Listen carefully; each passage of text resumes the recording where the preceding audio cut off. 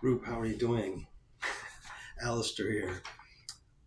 In case you didn't notice, I can be a little extra sometimes, so please forgive me. It's kind of a thing I've got, um, being a little bit too extra. But it was great meeting all you guys last Wednesday. Um, so I'll try to keep this short and simple as far as who I am, why I'm here, and what I believe I want to learn and get out of this class. First of all, I'm like maybe 65% complete in my grad program. I actually started last year, uh, literally 3 weeks after I retired from the Army, 20 years and 2 weeks. It's been a great ride, and I'm really, really honored and privileged to have obtained all this education thus far. Uh, a lot of my peers told me, why didn't you just pursue your master's while on active duty? Well, like I told you guys before, I don't believe online.com schools are education. Plain and simple. So I think that with what I have planned and what I'm about to tell you as far as what my future endeavors are to be, no one is going to know what a .com school is compared to a school like APU. And like I said, if APU is as good as it is, it definitely is, because the fact that this school got donated $13 million earlier this year, it means something. Okay. I wanted to go over the questions, and then based on the assignment, how comfortable you are with strategy. Like I said, I say I'm pretty comfortable. I did write this down, by the way, especially given my background, having given 20 years of myself to the military. A lot of experience revolves around strategic planning and execution.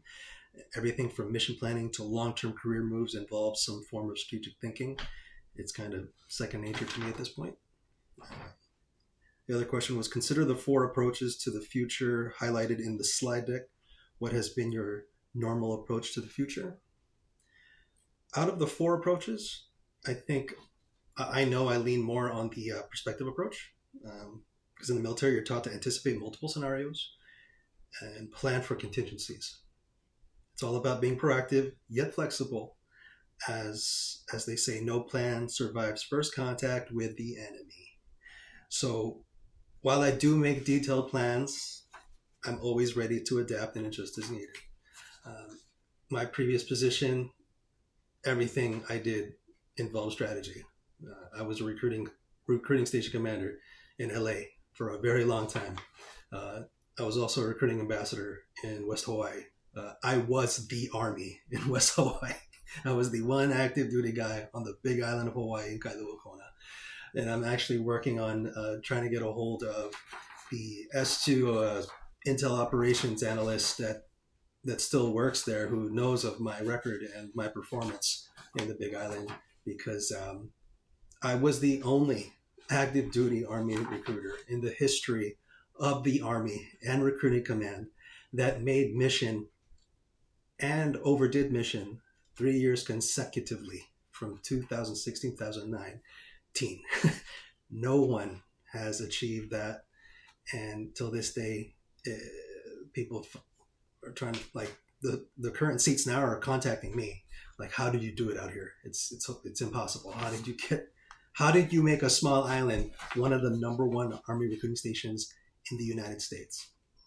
I asked if that general could draft me an MFR, memorandum for record, or letter of recommendation annotating that, because that is a very important piece of history that belongs to me, and I really need to. I want to prove that, because I can talk about it all day, but I need that in writing bad, and I think I'm going to get it signed here soon. What comes to your mind when you think about the future? When I think about the future, I envision a blend of opportunity and challenge. It's like standing at the edge of possibility. Lots of doors to open, each with its own set of potential outcomes and adventures. It's exciting, but also a reminder to stay prepared for unexpected turns. And what is your headline for the future? Give a brief story on how you achieved something. So my headline is Seasoned Veteran Pioneers, Innovative Leadership Strategies in Corporate America. So the story is, after retiring from a long and fulfilling career in the military, I pursued higher education to deepen my understanding of strategic foresight and leadership. Combining my military background with new insights gained from courses like this, I spearheaded leadership initiatives within major corporations. One of the corporations I work for right now is Leidos QTC. If you don't know who we are, the next time you go to the airport and go under the body scanners, look above you. That's our company. Leidos is primarily a AI tech defense and health services company. I work mainly in the health department. I lead central team, so I'm responsible for all veteran examinations for North Dakota, South Dakota, Texas, Minnesota, and Wisconsin. Okay. By incorporating structured planning, adaptive strategies, and team-centric models owned over years of service, I've been able to drive significant positive change and foster resilient, forward-thinking teams. And I firmly believe that. I'm all about strategy. I'm always that guy thinking 3 years ahead, 5 years ahead, 6, 10. And it's the military, right? Whenever we get transferred somewhere, you know you're going to be there for 3 years. So I always have ingrained in my mind to always think that far out. 10 years? No, let's just broadening the spectrum a little bit more. Okay. What I want to get out of this class, to be honest with you guys, when I retired, not only did I get picked up with ISBTC, I also started a business, an LLC, and it's been very successful. I like to call myself a multi-service entrepreneur. In my LLC, I do a lot of engineering. I do a lot of 3D printing. I'm actually working on doing a lot of 3D printing for the military. Can't really tell you what I'm printing, but you can see the machines back there. I also do a lot of work for finance. My exiting peers, I do a lot of financial analysis for them and ensure that they're ready to retire, they're ready to get out. And I'm actually working on getting one of the first sponsorship certification programs from the VA. The VA wants me to be a exiting sponsor here in the LA area. So it's a matter of taking a little certification course when I have time, self-paced, and I'll be one of Los Angeles's military exiting sponsors. Okay, as well as a very big, good problem that fell in my lap a year before I retired. My great-great-grandfather to my grandfather to my father are all agricultural real estate owners. It's our family business.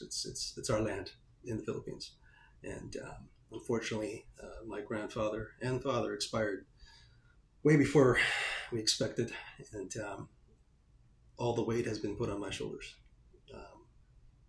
So my move is to completely sell it all, and it's going to be a slow process. It has been a very slow process, a lot of red tape. I'm dealing with a lot of corruption, a lot of Philippine politicians. If you know anything about the Philippines, it's one of the most corrupt countries in the world. Okay, but what helps out a lot is that I am a dual citizen of that country. I still have full rights to manage and take care of the Mercado estate. You have time. Go on Google and just type in Atilano Mercado. He was that's my great-great-grandfather. He owned most of Pampanga. He still does. And all that's been going on ever since 1898, after the Philippines won back their country from the Spaniards. The land that my great-great-grandfather owned has stayed with us. And Pampanga is charted to be the next megacity of the Philippines. So it's a big, overwhelming task that I've had to go through. I'm literally in the Philippines every 3 months conducting sales and transactions with Taiwanese investors, Chinese investors, big heavy hitters like SMTC. It's kind of a big deal. It's a lot of life-changing events that have occurred just this past 2 years. And when I start selling these properties off, I don't even know what to say.